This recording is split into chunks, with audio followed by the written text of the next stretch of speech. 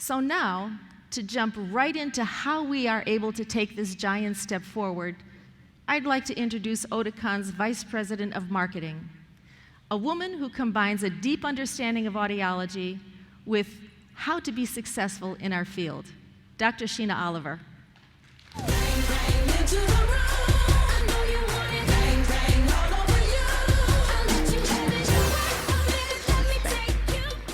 Thank you, Maria, for that introduction. Maria talked about the need to get it right so that your patients with hearing loss can experience the world more fully. But she also talked about the need for us to get it right by providing a way for you to personalize the fitting as well as the overall experience for the patient. But how do we do that? What are we going to do today that's different than what we did yesterday? And what's new? For the first few minutes of this session, I'm going to share with you some key highlights from the opening video that you saw. But I am certain you're going to want to know more. And because of that, we've asked a team of our experts to join us here to walk us through Oticon's latest technological innovations and how those innovations translate into true benefits for both you and for your patients. Now, there were some key phrases in that video. Next generation brain hearing technology, 30% more processing power, up to 20% improvement in soft speech understanding, a fully integrated tinnitus solution, and all performance levels and all styles, all driven by the new NEM Sense platform. Now, I know you're sitting there thinking, all right, Sheena, that's a really long list, but what is that going to do for me? What is that going to do for my patients? I think one thing that we can all agree upon is that in our profession, we're constantly being, challenged to justify the benefit of hearing devices. And as hearing care professionals, you have to be able to differentiate yourself. You need to stand out. One way of doing that is to reframe the conversation. Reframe the conversation that you're having with patients from one that's centered mostly on price and technology to one that's centered more on improving that patient's quality of life because they can hear better. Because after all, that is what you do, and that's what you do every day, and that's what's going to set you apart. All of the technological enhancements that you're going to hear about this weekend, the improved processing power, the intelligent design, matter only if and when your patients are open and receptive to you helping them find a solution that's been uniquely personalized for their needs. Another key message that we've found that resonates extremely well with patients is this idea of hearing care as healthcare. People understand that, and I think they understand it because it's so simple. It also helps to remove that stigma or the sting that can so often be associated with hearing loss. When you're able to successfully connect with your patients because you've redirected that conversation to issues that really matter to them, then something really profound is able to happen. Because you're no longer a commodity, right? You now are bringing value, and you're differentiating yourself from your competitors. So our objective in this conference is very simple. It's to demonstrate to you how the new NEM Sense platform is going to help you upgrade your current patients, and much more frequently, and it's also going to help you drive new patients into your office. You're going to also be able to drive more patients into your office through medical referrals because you are focused on healthcare. Now, you might be thinking, all right, Sheena, all that sounds really good, but I don't have that kind of time. It's going to take more time to kind of shift that conversation. But in fact, the opposite is true. You'll find that the new NEM Sense platform and all of the supporting materials are going to help you increase efficiency in your office. And it's because your patients can be more effectively managed. You now have the language to talk your patients about what they need from their hearing devices and what they can expect to get. And the result is financial success, however you define that. So hopefully I have your attention now. At this time, I'd like to introduce a panel that's going to lead us through this discussion. And the format is very similar to the Chat, The View, or some of those shows that you've seen on television. People sitting around the table discussing hot topics. I would ask that you please hold your applause until all of my colleagues are on stage. So first, we have our U.S. Education and Training Specialist, Stephen Meyer.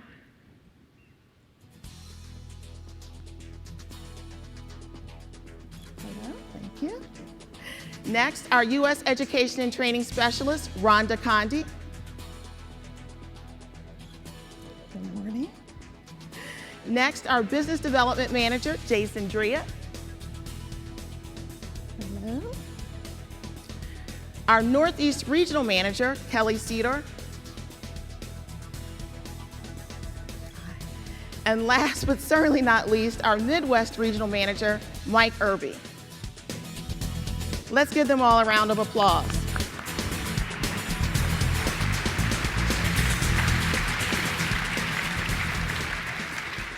So thank you everybody for agreeing to be with us this morning. Yeah, thank you, Sheena. Now, the video we saw a few moments ago had a lot of information in there. I think it was a great teaser for our audience. But I want to know who wants to start out with telling us what's new. I'll start since I came last. I'll go first. How about that? So as everybody saw, we have 3 new products, the Alta 2, the Nero 2, and the Rio 2. And this represents the next generation of a brain hearing technology. And what you're going to see is that it's all powered by the new Indian Sense platform. But what's really cool and a first for us is that we're launching all products at all levels, all at the same time. So it's a very, very comprehensive launch. So it is. So I want to back up because there are a lot of things that you just mentioned in that. And I think the one thing is brain hearing technology, because I suspect that that could be new for a lot of people in our audience. So who wants to talk a little bit more about what brain hearing technology is? I'll take that, Sheena. You know, I think we can all agree that hearing is a cognitive process that actually takes place in the brain. The fewer details of sound the brain receives, the harder it has to do to make intelligence of the information it's receiving, the harder it has to work. You know, this can not only impact the patient by making the patient more tired during the course of the day, but also other cognitive systems like memory and the ability to engage in conversation. Our goal is to provide better hearing with less effort by supporting how the brain makes sense of sound. Yeah, and another goal, Stephen, is to really understand the consumer. So we went out and did some homework and met with over 600 consumers about brain hearing itself. And there were 2 themes that really resonated with these folks. One, that it worked together with the brain. And the second was that 96% satisfaction rate really helped to reduce skepticism. So another thing that really came out of it was combining this medical knowledge with the hearing aid technology as well. And this was something that was very unique in the marketplace they hadn't seen before from other hearing aid manufacturers. And Jason, I think another point about just the concept of brain hearing is that it gives you a chance to talk to your patients about their hearing health.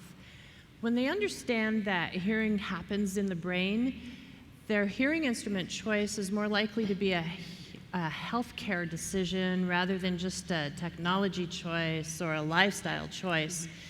That's a strong way for you to differentiate yourself from competition, and it will help motivate your patients to move forward with their choice. So I think all of that is some good information. And one of the things, Jason started to talk about the research, but how does the research actually translate into hearing care professionals' practices? Does it? Oh, absolutely it does. I mean, I think, when consumers go out today and try and pursue hearing devices, when they finally make that decision, look what they're faced with. Different manufacturers, different brands, different features, different styles. They don't know where to start.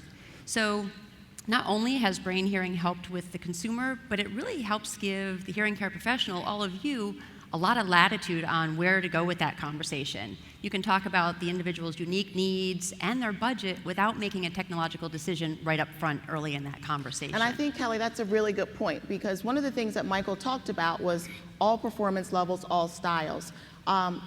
What is the benefit of that other than the significance of that other than it being a first for Oticon? The significance is that prior to this introduction, hearing care professionals were limited in their ability to select the most technologically advanced products across all performance levels and styles. Maybe, for example, they wanted to fit a premium product, but it was only available in something other than the style they wanted. They wanted an IIC, but it wasn't available. Or maybe they were looking for a mid-range product, but that was on an older platform. Then they had to take time to search their inventory to see what other product they could fit The problem with this is that the hearing care professionals had to manage multiple product portfolios to meet all the needs of their patients. This can lead to inefficiency in the office, and that time could have been better spent in face-to-face interaction with their patients. You know, and the other issue related to that is particularly when it comes to that first-time user. I think we all know when the first-time user comes in, their expectations tend to be a little high. And I think the other thing is that they also are looking for something that's discreet. And part of what Stephen was talking about is this balance between giving them what we know they need audiologically, but then giving it to them in a package that they can really see themselves wearing. And so what's really nice is, again, with the way we're presenting this, you've got both. You don't have to give up what you know they need audiologically to give them what they know they want from a cosmetic standpoint. And I think that's a good point. You know, the balance, Mike, what you're talking about of performance and also cosmetics. And one of the things that we see when we start to look at Oticon's premium instruments, almost 70% of those devices are fit on first-time users. And so I really think it speaks to the point that we've been able to find that balance between performance as well as cosmetics. So I want to switch topics a little bit and talk about platforms, because I think this is a term that is used in our profession quite frequently, but I think everyone has a different definition or understanding of what that means. Kelly, can you talk specifically about the new InniumSense platform and what that means for hearing care professionals? Well, sure. Well, to start with, anytime you develop a new platform, your primary goal is to increase processing power. Because once you increase processing power, it gives us that capability to have all the new advanced technologies in our devices. And to be quite honest, not every manufacturer can't do everything. So you have to be very smart in what you do with the processing power that you have. And I'm sure you heard in the intro video that with the InniumSense platform, we have increased our processing power by 30%. So there are no performance trade-offs for you. The hearing care professionals can now be very confident that they really are providing more benefits to their patients than they could with a previous generation platform. Yeah, and Rhonda, that point becomes extremely important too for the existing users, that we know as hearing care professionals that even with new technology and the best technology, we're not able to restore hearing back to normal. So it's really critical for that existing user when they hear of new technology that they're going to see some significant improvement with that technology. So not only for the hearing care professionals with that new platform, a significant improvement, but for the existing users as well. Right. You know, I really like that term that you use, Kelly, being smart about how you use that processing power. So with this 30% improvement, what did we do? How did we utilize that 30% processing power? Well, I'll address that. We know that people with hearing loss perceive sound differently, and also people with hearing loss vary tremendously in how they perceive soft sounds. Unfortunately, most devices on the market today can simply not account for those individual variations in the perception of sound. But when you have a way to assess that and account for that, the result is that you can improve speech understanding. With our new platform, we can do this. Oticon's Soft Speech Booster is more likely to get gain right for the soft parts of speech. So you mentioned Soft Speech Booster, but can you talk a little bit more about what it actually is and what it does? You know, it's actually part of our personalization process in our Genie fitting software. We're able to assess the patient's perception of soft sounds by using a question and a sound sample. Based on the results, we can actually increase the amount of soft gain by at least 3 dB for sounds over 1500 hertz. Some patients may be more, some patients may be less, again, based on their perceptual needs. The reason why this is so significant is because soft speech sounds are present in about 75% of everyday listening situations, not just one-on-one conversations in quiet. And in addition, Soft Speech Booster works in conjunction with our new proprietary rationale, Voice-Aligned Compression Plus, which has been updated to not only support Alta 2, but also to support Nera 2, our mid-level performance family. We know that most of the people we serve are really struggling in challenging listening environments, and now we have the ability with Soft Speech Booster and Voice-Aligned Compression Plus to customize the soft gain based upon each patient's unique perception of sound, and that's going to result in an even more personalized experience and fitting over a full range of situations. You know, more people can benefit from better speech understanding. Not only are we able to assess their individual perceptual needs, but we can actually do something about it now, and for more patients than we've ever been able to help in the past. This is the essence of Oticon's personalization process, keeping the patient's unique listening needs and preferences foremost in the fit, so they have the best opportunity to use the hearing that they have. And I think that is such an important point, Stephen. You know, the idea of that it being about the patient. That's the most important aspect, and really being able to meet those needs. And I think the reality of it is that if you don't have a way to assess what that patient's specific needs are, then there's no way that you're going to be able to do that. And we've been able to address that, right? Well, and I think that's what's huge, is that when you look at it from the hearing care professional standpoint, it gives them something really nice to do that actually has an impact. I mean, regardless of a new user or an experienced user, they're all going to judge their overall experience on how well they hear.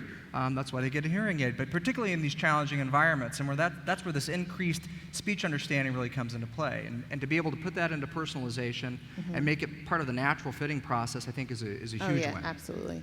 And what you say about getting access for the soft speech, I think that's another reason to really understand how a feedback system works.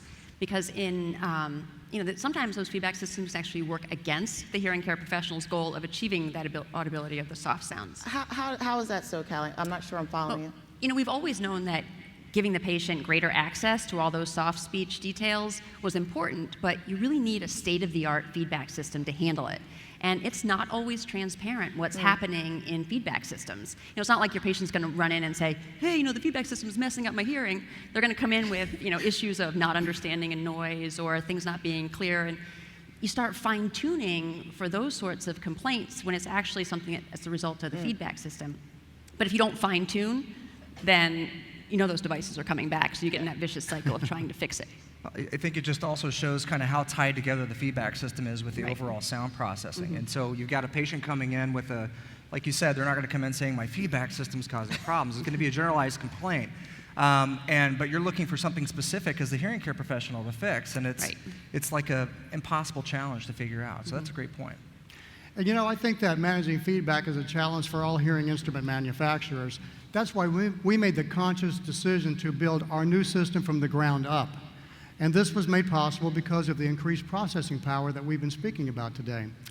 The main goal of a feedback manager is not just about, you know, eliminating feedback. We have to ensure that the instruments can detect feedback faster and eliminate it faster, but at the same time not compromise sound quality, speech clarity, and audibility. So, Stephen, you talked a little bit about rebuilding the system. What exactly did we do in that rebuilding? Yeah, we had to really start with where Stephen had just mentioned, and that is simultaneously optimize those three parameters of having the performance, having the sound quality, and having and maintaining the audibility. So, just going to get a little technical here for a moment. Oh boy. There are three components to that feedback system itself, and that is the phase inversion, a very slight frequency shift, and then also the gain management component as well. And with phase inversion, as you might even see up on the screen here, phase inversion is taking that problematic signal and about 180 degrees out of phase, you're going to cancel that out. In order for this to work, it has to be very, very quick, and it has to constantly be monitoring for these types of things happening within the system. But you know, Jason, you mentioned constantly, and the one thing that popped in my head is that has to have a negative impact on sound quality if it's running all the time. Well, it can, and I think that's why you've got to make sure you do it the right way. If it's okay if I get technical. I guess. Okay. I thought I was the guy, but all right. Go ahead. So, but obviously you mentioned frequency shifting, and that's the second line of defense, and it's important how quickly and how accurately that works. So if the phase inversion isn't enough to deal with it, what's going to happen is in the high frequencies, we're going to shift things just about 10 hertz momentarily, just enough to cut that feedback loop off. But it's not enough to alter the overall sound quality, but it's really, really effective at controlling the feedback. Very interesting. So now, Jason, you did mention earlier there were three components. We've talked about two. What about the gain manager? The gain manager is actually the third tool used in the Indium Sense feedback shield. In some situations where additional help is required, the gain can be temporarily reduced, but only in the affected channel. This preserves the sound quality and gives the system time to stabilize the instrument and come up with a new calculation for how to manage the feedback, and then return the gain as quickly as possible. And the beauty of the new system is we can now do this 4 times as fast as we were able to do before. Those explanations are all very helpful. and helping us understand what is actually done with the new system and why it needs to be so sophisticated to keep that balance that we're looking for. Can you, though, talk a little bit more about how this system is different than its predecessor? Well, that's where a lot of the increased processing power is being used. And they all like to talk all the technical stuff, but to make it simple, you want the system to be more accurate, to actually detect the feedback sooner before it actually occurs. Okay. But then when it does occur, you want to respond very quickly. So for the patient, they have less occurrence of feedback. And when I say faster, what used to take maybe several seconds to happen now pretty much happens instantaneously. No, that's a really great way of explaining. I think those are really tangible improvements that we can see and patients can benefit from moving forward. Are there any other advantages of the NEM Sense Feedback Shield? Well, I think there's a couple, and one I think goes back to the soft speech booster that we've been talking about so far. That would not be possible without these improvements. The second that we might not always think about is when we can preserve some more of that high frequency gain, we're preserving some of those spatial details. And that's been a big deal for us because that's one of the things that we know provides a more natural sound. It's what allows that patient to be actually a part of the environment rather than just in it. So those are two that I think of. Well, that's interesting because you talked about tying the NEM Sense Feedback Shield with the soft speech booster, and I think that's a really good point because it's the integration of all of the brain hearing technologies that they're working together that gives us the benefit that patients are able to realize. Are there any other audiological improvements that we need to know about that are going to be realized by the patient? You know, what comes to mind to me is our new tinnitus solution called Tinnitus Sound Support. It's another component that builds upon our brain hearing approach. As you know, tinnitus is often associated with hearing loss, and it's primarily the brain's reaction to the loss of normal input from the ear. So it's like the brain is making up a perception of sound when the input to the brain is either missing or altered. So again, it all starts with the brain, and that's simply fundamental to how we approach signal processing when it comes to tinnitus. Absolutely, and tinnitus sound support also provides the sounds according to the patient's listening preferences, because we know they're very sensitive to sound. So this way, it reduces that starkness of that tinnitus in the auditory brain. And the other very unique thing in these devices is that in addition to the broadband sounds that we're all pretty familiar with, we've introduced 3 ocean sounds, which are very soothing and clinically proven to reduce that annoyance of the tinnitus. So, you know, we've talked a lot about the importance of personalizing the fitting for the patient, but there also has to be that balance, right? We have to think about hearing care professionals' time and being efficient in the office. Do we see that balance being maintained when we start to look at the tinnitus products? Yeah, definitely, Sheena. In fact, while there needs to be a lot of flexibility for tinnitus products in that way, we also need it to be simple and intuitive. And an example of that in the new tinnitus products are this Shape 2 audiogram feature. And what we're doing there is we're taking the patient's audiometric information and we're shaping that tinnitus release sound to that. So it's a quick, easy way to get started, but yet you still have the flexibility if needed to. Are there any other things that are unique to the tinnitus sound support products? I think it was already mentioned. I think the ocean sounds, but what's kind of cool is that coming into it as we are now, we had the opportunity to actually talk to professionals and say, what's missing? What's not a part of the current solutions? And what we found is this ocean sounds is a winner. This has provided a lot of great relief for a lot of people. So I think, to me, that's kind of the highlight. That's truly one of the unique things about our solution. Good. And the good news is the tinnitus sound support is fully integrated into our performance line family. So it's available in Alta 2 Pro TI, Nera 2 Pro TI, and Bria 2 Pro TI. That's a mouthful. And it comes in 3 styles, the mini right, the right, and the BTE. You know, one of the things that I've seen just looking through trade journals, you know, audiology online courses, is how important support materials are for the overall tinnitus management program. Is there anything that we have to offer in that area? We have some wonderful support tools for the tinnitus system. The core of these materials is a management handbook for clinicians. It serves as a treatment flow to manage a tinnitus patient. There's also a patient and counseling education tool which serves as a dialogue formation between the hearing care professional and the patient. And lastly, there's a tinnitus patient guide. This is a take-home piece that provides the patient with more information about tinnitus and treatment. And lastly, tinnitus sound support can be used with any treatment protocol currently used by hearing care professionals in their practices, which can be progressive tinnitus management, tinnitus retraining therapy, and even tinnitus masking. And in addition, we know that since tinnitus is very personal to each patient, we've also come up with a tinnitus app that's going to be available on the App Store on Monday, not now, so you don't have to go there yet.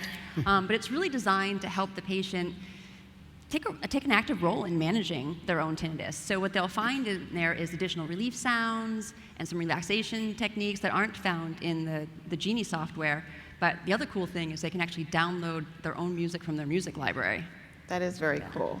And I think, again, that common theme of personalization coming through the entire NEM Sense platform, which is going to be really beneficial for both hearing care professionals as well as their patients. Any other pressing topics that we haven't covered so far? Yeah, I'll take that one more here, Sheena. And really, we've talked a lot about personalization. This last one doesn't need to be personalized, Okay. and that is that there is a new IP58 rating on all of the BTE instruments. So what we've done is we've taken it from the IP57 rating, which that was a 30-minute immersion of the instruments into water, take them out, dry them off, they're still working. And IP58 is taking and putting those instruments into water for 2 hours, taking them out, dry them off, still working. So no matter who it is, what patients, hearing care professionals, no matter whether it be in Orlando where there's maybe a little bit higher humidity versus Arizona, it doesn't really matter. We're always looking to strive and improve those types of things. Fantastic, fantastic. Well, we have covered a lot during this session. We're going to start to wrap up, but I think what would be very helpful for myself as well as the audience is to hear from each of you what you believe the opportunity is either for hearing care professionals or for your patients when it comes to the NEM Sense platform. I know for me, it's all about the brain hearing because it's at the core of what we do. You know, you look at the box stores and the internet and where they talk about technology and pricing, but there's no connection to the benefits to the patient or their individual needs. So with brain hearing, it talks about hearing care is healthcare, and we can talk in a language that truly resonates with the consumer. The other thing I think of about brain hearing is that I know all of us in the profession have embraced for a long time that the brain is the best processor of sound. And how cool for these brain hearing technologies to have been developed with features that actually give the brain what it expects to hear so that it can just kick in and do the job it was meant to do. Right. And you know, to zero in on this, when you sit there and you have the patient in front of you, and the instruments are in the ear, muted. It could be a new patient, could be an existing patient, looking to try something new. And you've done the personalization process, and you have preset that instrument with the patient's specific listening needs and preferences. And that magic moment when you unmute and the patient's eyes light up and they've opened up to a new world of sound, the confidence you have that you've done the best you can to make that initial experience the best it can be. Well, and I think Jason started off this way with the 96% satisfaction, and it goes right back to brain hearing. It kind of, in my mind, to make it simple, because I need things simple. When I think about brain hearing, it's delivering the right information, the right way, and the right time. And personalization just feeds all through that to help us do that. Yeah. Well, and going back to liking things simple, the fact that Coming from all Mr. of Technical. I do too. And the fact is, anything that's being said here and wrapping up, whether it be from brain hearing to tinnitus solutions, having the right sound for that person, all of this is being possible at multiple levels, all the levels of technology as far as that's concerned. Different price points, all styles. For the first time ever, for us to be able to launch all of these products, not only for us, and not only for the hearing care professionals, but for the patient that's coming into the office, it's just easy. There's no conversation about, well, here was this product, but it's just in the premium. There's an opportunity, no matter what price point people are coming in for, we're going to have a solution for quick and easy, motivate them to move forward. Yeah. It's interesting, as I was sitting here listening to all of your perspectives and kind of your thoughts on this, there was a common denominator, a theme running through that, and I think it goes back to how we started this session, that this idea of reframing the conversation for the patient. Really moving away from all the techno speak that we tend to do sometimes, really getting focused on price, but really going to what does this mean for the patient? How is this going to change the patient's life? And I think brain hearing is such an incredible way to be able to demonstrate that. From a hearing care professional's perspective, it just makes it easy. And of course, it's a really strong way to differentiate, from your competition. But I also think when we start to talk about consumers, it's an easy way. You know, Kelly, you talked about consumers are just so confused. There's so much that they have to navigate, and it really just helps them navigate through that process much more seamlessly, and I think at a much faster rate than they may have previously been able to. Exactly. So I know we covered a lot. I'd like to ask the audience to help me thank our panel in lending their expertise this morning. Thank you. Good job.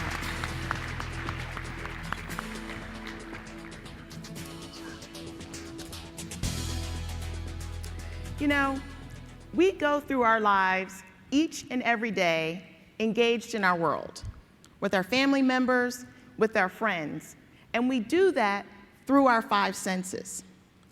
But I want you to think about a baby for a minute, the birth of a baby. At birth, they have not one single word. But by the time they're 1 or 2, they have now started to master the language. And they do that through their sense of hearing. We are in such a unique position right now as hearing care professionals to be able to help our patients with hearing loss flip that switch so that all of the information, whether it be soft speech, everything that they've been missing comes alive. And that's why we do what we do. Now, I'm sure you probably still have a bunch of questions from some of the things that you've just heard, but I promise you we're going to start answering some more of them now. It is my pleasure to introduce our Vice President of Audiology, Dr. Don Shum.